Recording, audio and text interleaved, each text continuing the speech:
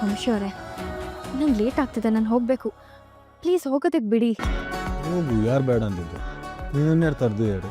ವಂಶಿ ಅವರೇ, ನಾನು ಅರ್ಜೆಂಟ್ ಕೆಲಸ ಇದೆ ಅಂತ ಹೇಳ್ದೆ ತಾನೆ, ಪ್ಲೀಸ್. ಅರ್ಜೆಂಟ್ ಕೆಲಸ ಇದ್ರೆ ಹೋಗಮ್ಮ. ಇವಳೊಬ್ಬ ತಲೆ ತಿಂತ. ದುಪ್ಪಟ್ಟ ಬಿಡಿ ವಂಶಿ ಅವರೇ. ನಿಂದು ಪಡ ನಾನೆಲ್ಲಿ ಇಟ್ಕೊಂಡಿದ್ದೀನಿ.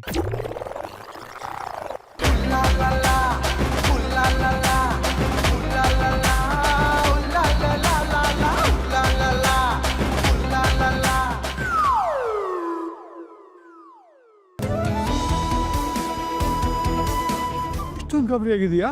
ಸ್ವಾತಿ ಸಿಕ್ಕಿದ್ಲಾ? ಅಯ್ಯೋ, ಸ್ವಾತಿ ಸಿಗೋದು ಹಾಗಿರಿ. ನಿತಿನ್ ಕೂಡ ಅವ್ನ ರೂಮಲ್ಲಿ ಇಲ್ಲಮ್ಮ. ವಸುದೇವ ಕುಟುಂಬ